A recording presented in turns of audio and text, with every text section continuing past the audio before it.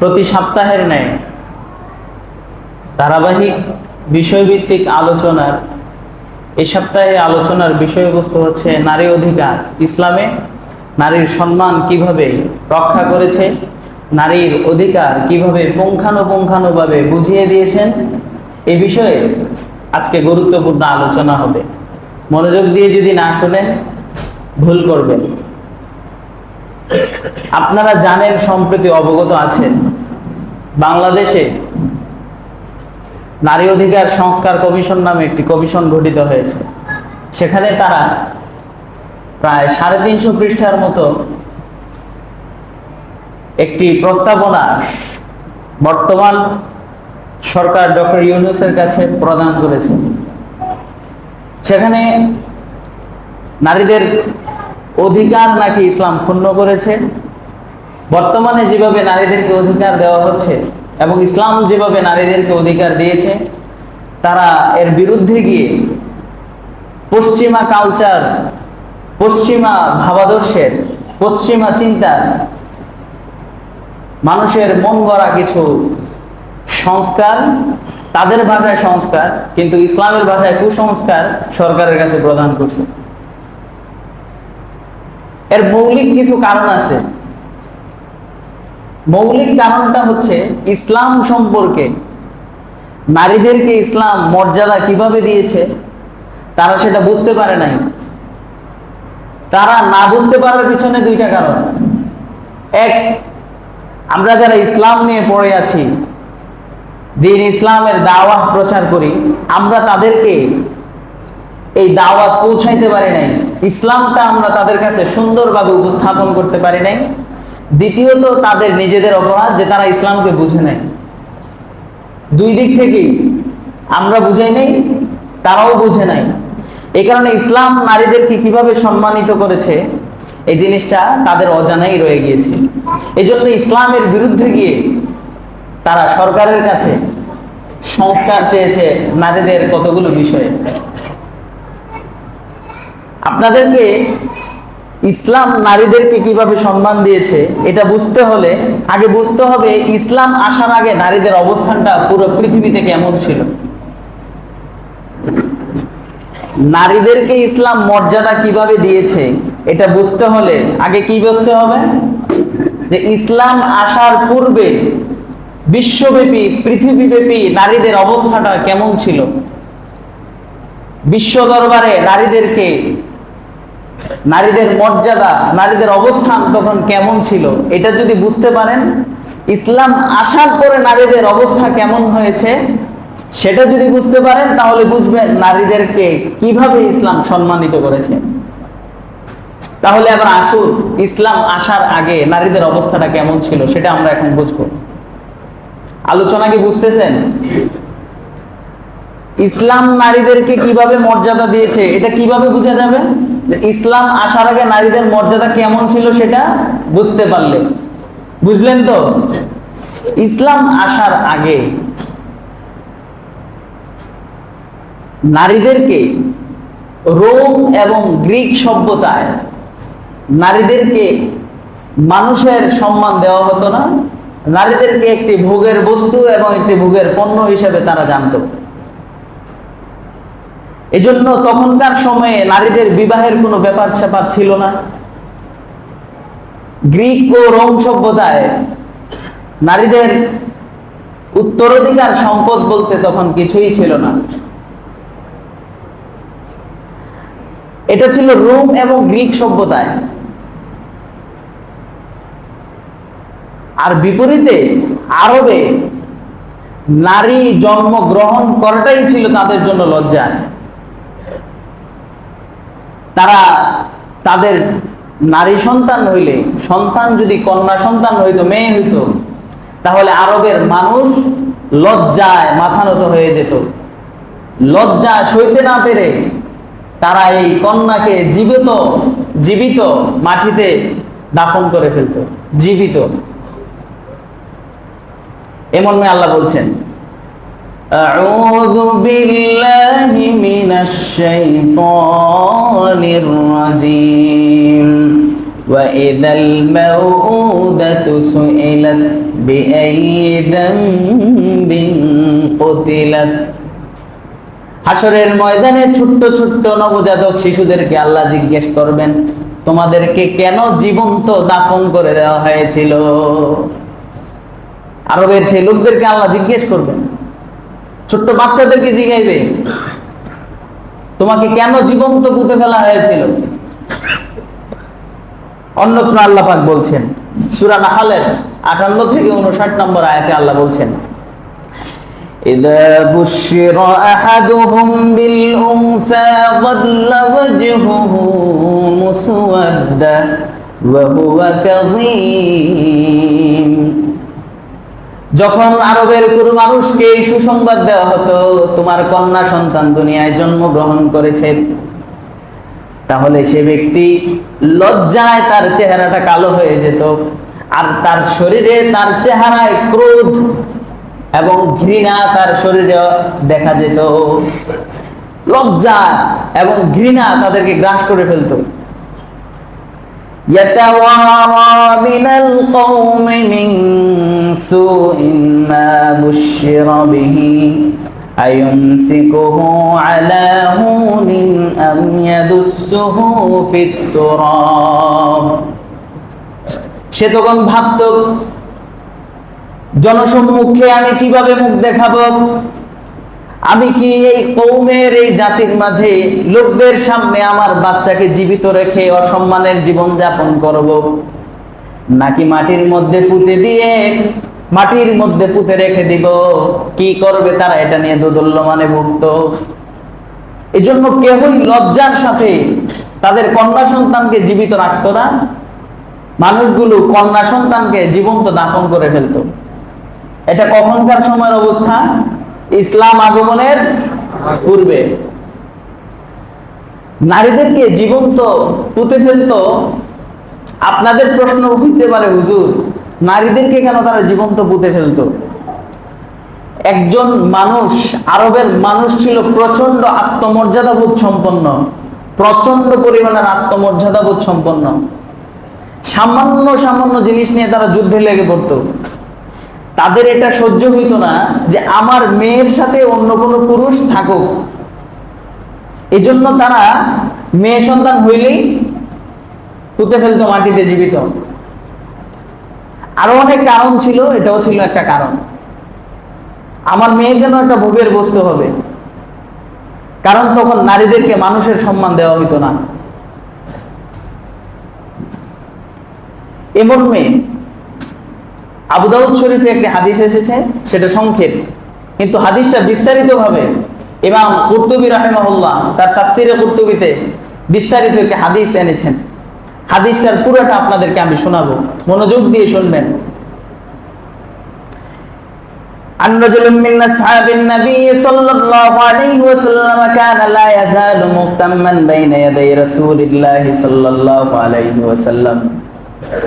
নবীজির দরবারে একজন সাহাবী সব সময় পেরেশানি অবস্থায় থাকতো, দুঃখ দুর্দশা অবস্থায় থাকতো। একজন সাহাবী সব সময় কি অবস্থায় থাকতো?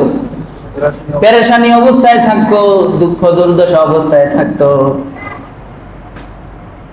فقال له ما لك تكون محزونا। আল্লাহর রাসূল এই সাহাবীকে ডেকে এনে বললেন, ওগো সাহাবী, তোমাকে যখনই দেখি তোমার চেহারা মলিন অবস্থায় দেখি, তোমাকে দুঃখ দুর্দশা অবস্থায় দেখি, তুমি কেন চিন্তামগ্ন থাকো? আল্লাহর রাসূল এই সাহাবীকে প্রশ্ন করলেন, কেন চিন্তামগ্ন থাকো? فقال يا رسول الله إني أذنبت ذنبا في الجاهلية فأخاف أن لا يغفر الله لي। ইয়া রাসূলুল্লাহ, আমি এমন এক অন্যায় করেছি জাহেলি যুগে, আমি ইসলাম গ্রহণ করার পরেও আমি ওই অন্যায়ের জন্য ব্যথিত, অনুতপ্ত, না জানি আল্লাহ আমাকে ক্ষমা করে কিনা। নবীজির ঘোষণা, আল্লাহর ঘোষণা, আল ইসলামু ইয়াহদিমু মা কানা ক্বাবলা। ইসলাম গ্রহণ করলে ইসলামের পূর্বে যত গুনাহ করেছে সবকিছু কি হয়ে যায়? ক্ষমা হয়ে যায়। কিন্তু এই সাহাবা সব সময় পেরেশানিতে থাকতো, ইয়া রাসূলুল্লাহ, আমি ইসলাম গ্রহণের আগে এমন একটা অন্যায় করেছি, ইসলাম গ্রহণ করার পরে আমার মনে হচ্ছে হয়তো আল্লাহ আমাকে মাফ করবেন না। আল্লাহ রাসূল বললেন, কি সেই অন্যায় বলো? ইয়া রাসূলুল্লাহ, জীবন্ত কন্যা সন্তানদেরকে যে সকল লোক দাফন করে দিত, আমিও তাদের মধ্যে হইতে একজন। ইয়া রাসূলুল্লাহ, আমি নতুন বিবাহ করেছিলাম, বিবাহ করার পর আমার স্ত্রীর গর্ভে একটি সন্তান ধারণ হয়। সন্তানটা যখন প্রসব হয়, প্রসব হওয়ার পর দেখি একটা কন্যা সন্তান। আমি সাথে সাথে তাকে দাফন করতে চাইলাম, কিন্তু আমার স্ত্রী কান্নাকাটি করা শুরু করে দিয়েছিল। আমার স্ত্রীর অনুনয় বিনয়ের কারণে আমি তাকে তখন আর দাফন করি নাই। আমি ব্যবসায় চলে গিয়েছিলাম, ব্যবসা করতে অনেক বছর সেখানে পার হয়ে গেল। বাড়িতে এসে দেখি মেয়েটা অনেক বড় হয়ে গিয়েছে, 6-7 বছরের বয়স, এরকম অবস্থা। এমত অবস্থায় বাড়িতে এসে দেখে মেয়েটি মোটামুটি বড় হয়ে গিয়েছে, কিন্তু আরবদের মাঝে সে মুখ দেখাতে কষ্ট হচ্ছে, মেয়ে সন্তান তার আছে। এই কারণে সে তার স্ত্রীকে একদিন বলল, আমার প্রাণপ্রিয় স্ত্রী,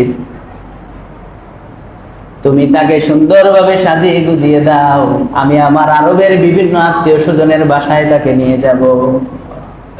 বুঝতে পারলেন? মেয়েটাকে সুন্দরভাবে সাজায় দিতে বলছে। আমার আরবে অনেক আত্মীয় স্বজন আছে, আমি তাদের বাসায় আমার এই মেয়েটিকে বেড়াতে নিয়ে যাব। فنظرت في البئر فطفقت الجارية,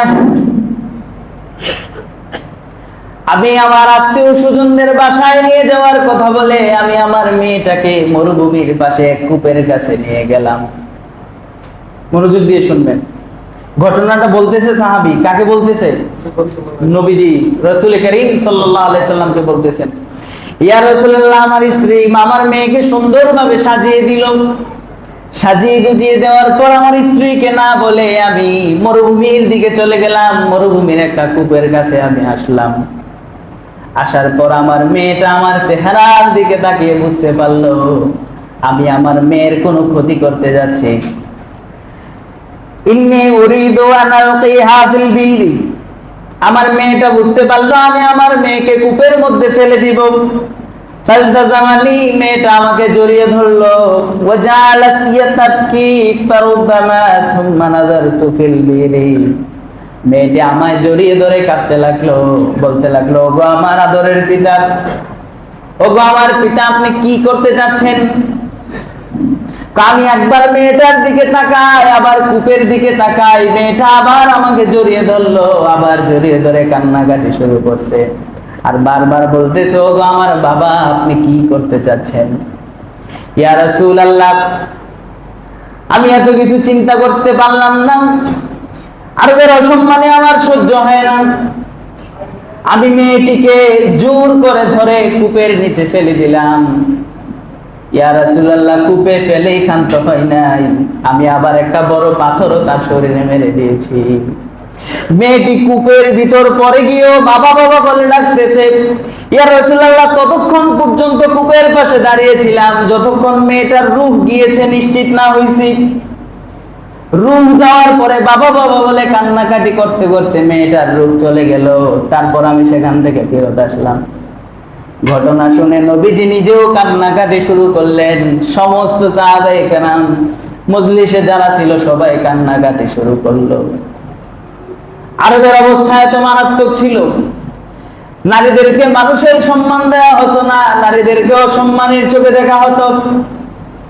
কন্যা সন্তান হইলেই তাকে জীবন্ত মাটিতে পুঁতে ফেলা হতো, কন্যা সন্তানকে কোনো ধরনের সম্মান দেওয়া হতো না। এই ছিল আরবের অবস্থা। নারীদেরকে বিবাহের কোনো বৈধ অনুমতি ছিল না, কেউ বৈধভাবে নারীদেরকে বিবাহ করতে চাইতো না, কেউ বৈধভাবে নারীদেরকে বিবাহ করতো না। নারীদেরকে কোনো ধরনের উত্তরাধিকারী সম্পদ দেওয়া হতো না। নারীদেরকে কোনো এমন অবস্থা হয়েছে, দুইজন লোক সামান্য বিষয় নিয়ে ঝগড়া করতেছে। একবার হলো একটা নারী রাস্তা দিয়ে যাচ্ছিল, নারীর পেটে ছিল একটা বাচ্চা। দুইজন লোক ঝগড়া করছে, নারীর পেটের মধ্যে ছেলে সন্তান না মেয়ে সন্তান, এটা নিয়ে ঝগড়া লাগতেছে। কি নিয়ে? এ নারীর পেটের মধ্যে কন্যা সন্তান না ছেলে সন্তান, এটা নিয়ে একজন বলতেছে না কন্যা সন্তান, আরেকজন বলতেছে না এ নারীর পেটের মধ্যে পুরুষ সন্তান ছেলে সন্তান। দুইজন ঝগড়া লেগে মহিলাকে সাথে সাথেই সেখানে ধরে তার পেট কেটে সাথে সাথে বের করে দেখলো কন্যা সন্তান না ছেলে সন্তান। নারীদের মূল্য ছিল না বলে এই ধরনের কাজ করত। বুঝতে পারতেছেন তো কত মারাত্মক ছিল। নারীদেরকে মানুষ মনে করতো না। এটা ছিল আরবের অবস্থা, রোম এবং গ্রিক সভ্যতার অবস্থা। আর আমাদের ভারত উপমহাদেশের অবস্থা ছিল সতীদাহ প্রথা। নারীর কোনো স্বামী মারা গেলে ওই নারী সহ আগুনের মধ্যে পুড়ায় ফেলা হতো। শুনেন নাই আপনারা? হিন্দু সমাজে এখনো নারীদের দ্বিতীয় বিবাহের কোন ধরনের অনুমতি নাই। অথচ ইসলাম ধর্মটা বলতেছি, তখনকার সময়ে যদি কোনো নারীর স্বামী মারা যেত, দ্বিতীয় বিবাহের অনুমতি তো দূরের কথা, তার স্বামীর সাথে তার স্বামীকে যেই চিতায় আগুন ধরিয়ে পোড়ানো হতো, জীবন্ত ওই স্ত্রীকে ওই চিতার মধ্যে দিয়ে আগুনে জ্বালিয়ে ফেলতো। এভাবে পৃথিবীর বৈশ্বিক ভাবে নারীদেরকে নারী হিসেবে কোনো মর্যাদা, কোনো মূল্যায়ন, কোনো সম্মান করা হইতো না। নবীজির আগমন ঘটলো পৃথিবীতে। আল্লাহ পাক কোরআনের আয়াত নাযিল করলেন, ওয়ালাকাদ কাররামনা বনি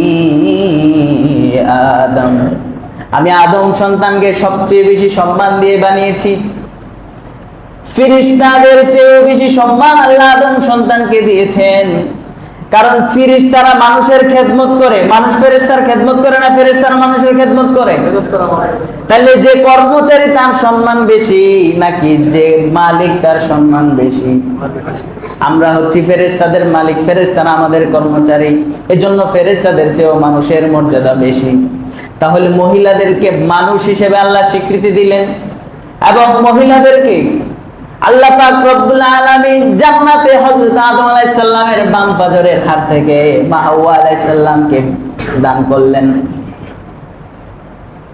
পৃথিবীর সব নারীরা সব স্বামীর বাম পাজরের হাড় দিয়ে তৈরি না, একটা ভুল প্রচলন আছে সমাজে। শুধু আদম আলাইহিস সালামেরই বাম পাজরের হাড় থেকে হাওয়া আলাইহিস সালাম সৃষ্টি। আর নাহলে যারা 4 বিয়ে করে তাহলে তো তার হাড় থাকবো, তার হাড় কমে যাবে 4টা। বুঝতে পারতেছেন তো? বাম পাজরের হাড় থেকে যদি তৈরি হয় স্বামীর, তাহলে মনে করেন একটা কম আছে এই সেট থেকে, তাহলে যে 3 বিয়ে করলো 4 বিয়ে করলো তাহলে তো তার হাড়ই থাকবো না।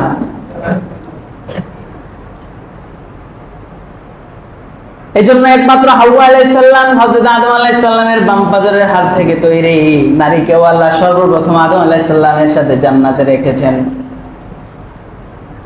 এভাবে যুগ যুগ ধরে চলতে আসতে থাকলো। নবী করিম সাল্লাল্লাহু আলাইহি সাল্লামের সময় এসে আরেকটা কথা বলতে ভুলে গিয়েছি। স্বামী মারা গেলে আরবের একটা মারাত্মক নিকৃষ্টতম একটা প্রথা ছিল। عن أم سلمة رضي الله عنها قالت كانت المرأة إذا توفى عنها زوجها دخلت حفشا ولبست شر ثيابها ولم تمس طيبا ولا شيئا حتى تمر بها سنة। আরব যখন কোন মহিলার স্বামী মারা যেত, স্বামী যখন মারা যেত, কিন্তু আরবের ওই সময়ে যখন কোন মহিলার স্বামী মারা যেত, ওই মহিলাকে ছোট্ট একটা কুঁড়ের ঘরের মধ্যে প্রবেশ করানো হতো। এই বাড়ির যত ময়লাযুক্ত আবর্জনাযুক্ত কাপড় থাকতো তাকে দিয়ে আসা হতো। ভালো সুন্দর কোনো কাপড় তার পরিধানের অনুমতি ছিল না। এই ঘরের মধ্যে তাকে উত্তম কোনো সাবান দেওয়া হতো না। তার গোসলের জন্য তেমন কোনো ব্যবস্থাও থাকতো না। তার খাবার দেওয়ারও দেওয়া হতো নিকৃষ্ট মানের, নিম্নমানের খাবার দেওয়া হতো। এভাবে 1 বছর নোংরা আবর্জনা নিয়ে গোসলহীন ভাবে 1 বছর ওই ঘরের মধ্যে কাটাইয়া দিতে হতো। 1 বছর যখন পূর্ণ হতো, আরবের উট, গাধা, ঘোড়া, খচ্চর কিংবা যে কোনো চতুষ্পদ জন্তু তার ওই কামরার সামনে আনতো। ওই গাধা কিংবা ঘোড়া যদি তার বিষটা দিয়ে, গাধা এবং ঘোড়ার বিষটা দিয়ে ওই মহিলার গায়ে মাখা হতো, তারপরে মহিলাকে ঘর থেকে বের করত। শুনতে কেমন খারাপ লাগতেছে না? মানে এত জঘন্যতম নিয়ম, রীতিনীতি, প্রথা ছিল আরবে। স্বামী মারা গেলে এইভাবেই তারা রাখতো 1 বছর। 1 বছর পরে গোবর মাইখা এরপরে ওই ঘর থেকে বের করত। ইসলাম যখন আসলো, সর্বপ্রথম নারীদেরকে বলে দিল, আউযু বিল্লাহি মিনাশ শাইতানির রাজীম, লাহুন্না মিসলুল্লাযী আলাইহিন্না বিল মা'রুফ। একজন পুরুষের যেমন নারীর উপর অধিকার আছে, ন্যায়সঙ্গতভাবে একটা নারীরও পুরুষের উপর অধিকার আছে। নারী, স্বামী যদি স্ত্রীকে আঘাত করে, স্ত্রীর গায়ে যদি দাগ পড়ে যায়, স্ত্রীর অধিকার আছে তার বিরুদ্ধে মামলা করার। কিন্তু ইসলাম আসার আগে এই ধরনের কোনো বিধান ছিল না। ওই যুগে নারীদের শিক্ষার কোনো ব্যবস্থা ছিল না। কিন্তু ইসলাম আসার পর আল্লাহর রাসূল সাল্লাল্লাহু আলাইহি সাল্লাম, ইবনে মাজাহ শরীফের হাদিস, ক্বালা রাসূলুল্লাহ সাল্লাল্লাহু আলাইহি ওয়াসাল্লাম, তালাবুল ইলমি ফারিদাতুন আলা কুল্লি মুসলিমিন ওয়া মুসলিমাতিন। আল্লাহর রাসূল বললেন, প্রত্যেক মুমিন নরনারীকে দ্বীনি ইলম শিক্ষা করা ফরজ। তাহলে শিক্ষার বিষয়টা শুধু কি পুরুষের জন্য খাস নাকি নারীর জন্য আছে?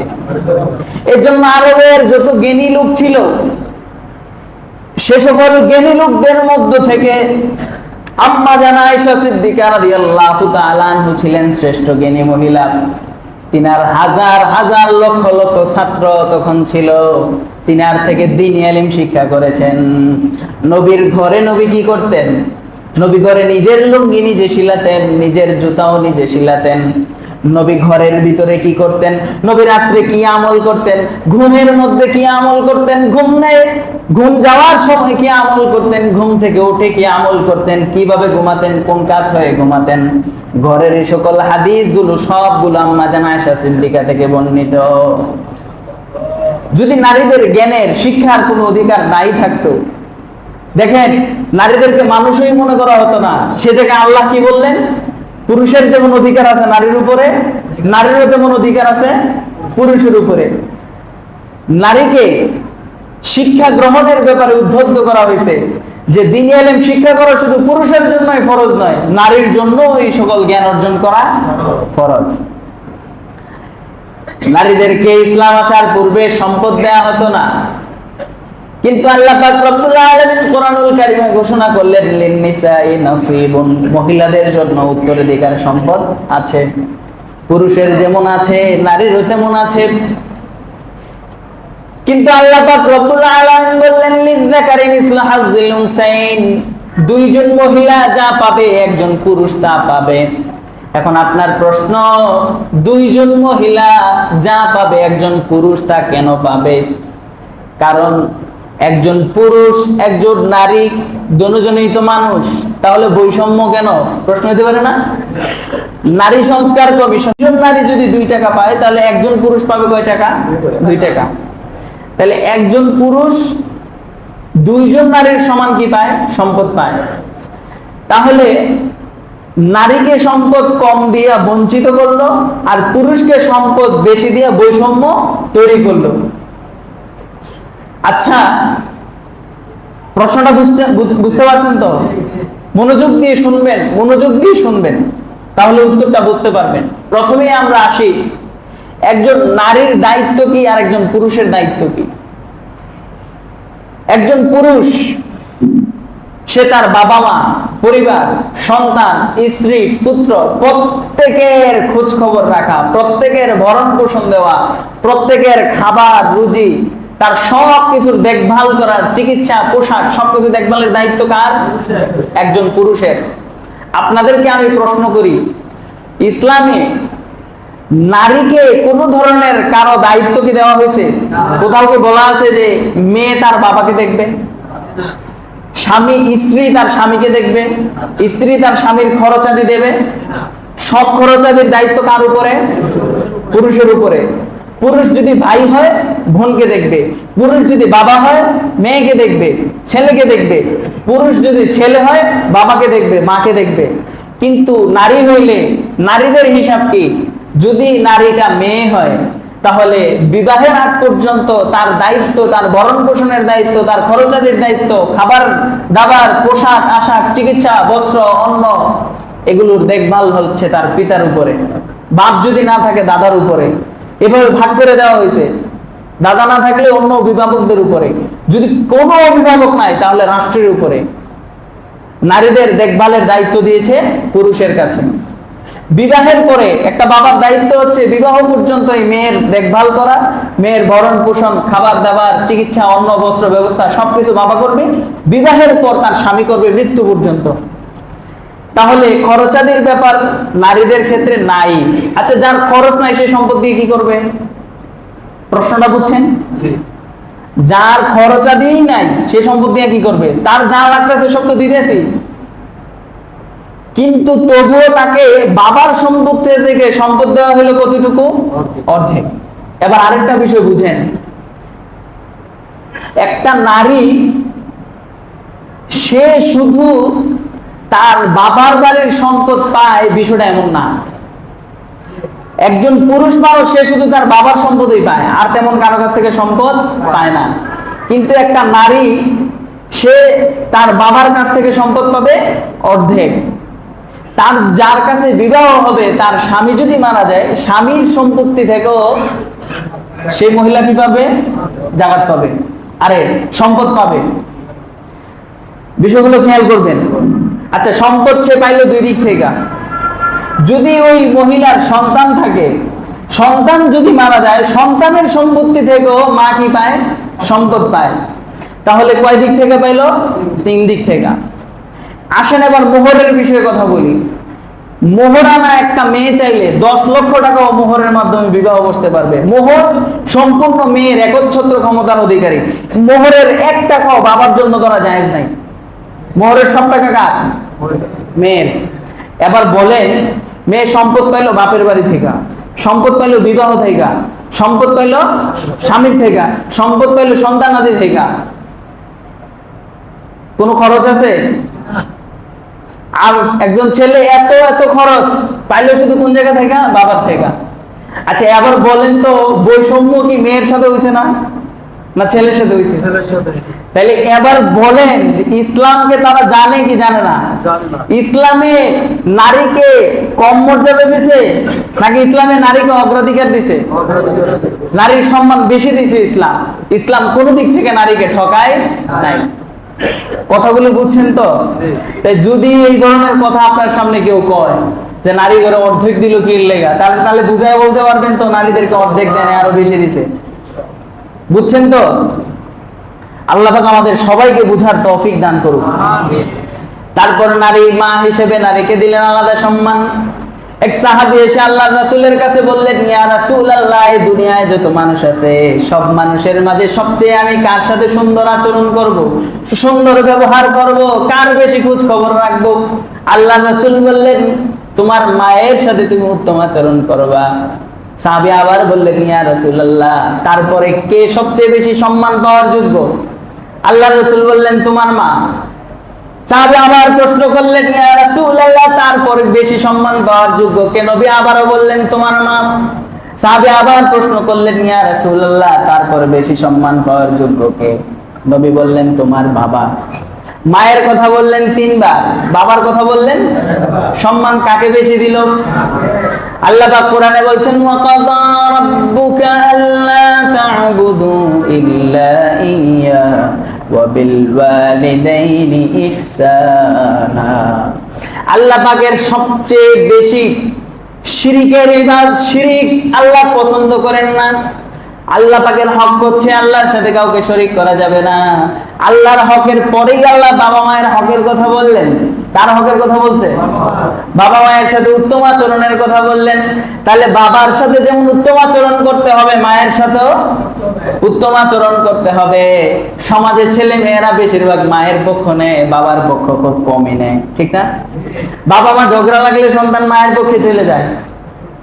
আরে সব জায়গায় পুরুষ লোক নিচে, মেয়েরা উপরে, কিন্তু নারী সংস্কার কমিশন দিয়া, সংস্কার কমিশন দরকার, পুরুষ সংস্কার কমিশন দিছে, নারী সংস্কার কমিশন। সব জায়গায় নারীরা উপরেই আছে, তবু আবার তাদেরকেই কেন আবার এরকম সংস্কার কমিশনের প্রয়োজন হয় বুঝে আসে না। আল্লাহ পাক রব্বুল আলামিন মায়েদেরকে এতটাই সম্মান দিলেন, নবী করিম সাল্লাল্লাহু আলাইহি সাল্লাম বলছেন, আল জান্নাতু তাহতা আকদামিল উম্মাহাত, জান্নাত হচ্ছে মায়েদের পায়ের নিচে। জান্নাত কাদের পায়ের নিচে? কোথায় নারীদেরকে মানুষই মনে করা হতো না, আর এখন তাদের পাকে বানায় দেওয়া হয়েছে জান্নাত।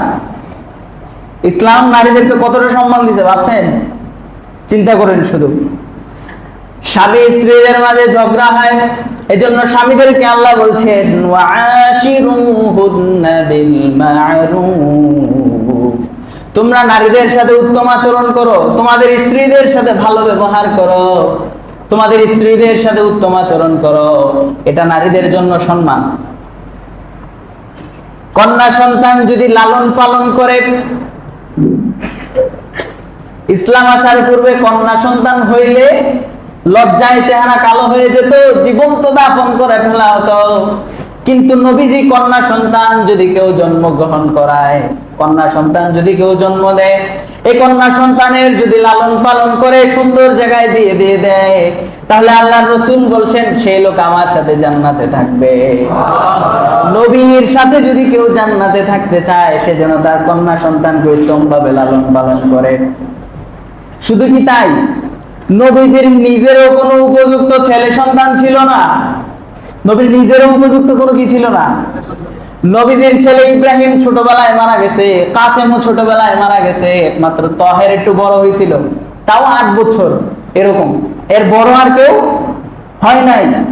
তাহলে নবীজির ছেলে হয়েছিল 3 জন, 3 জনই ছোটবেলায় মারা গেছে, কিন্তু মেয়ে ছিল 4 জন, 4 জনই বড় হয়েছে, এবং মেয়েদের থেকে নবীজির বংশ বিস্তার হয়েছে।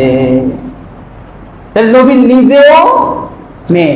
নবীজিকে একজন সাহাবী এসে জিজ্ঞেস করলেন, ইয়া রাসূলুল্লাহ, এই দুনিয়ায় আপনি সবচেয়ে বেশি কাকে ভালোবাসেন? কি প্রশ্ন করছে?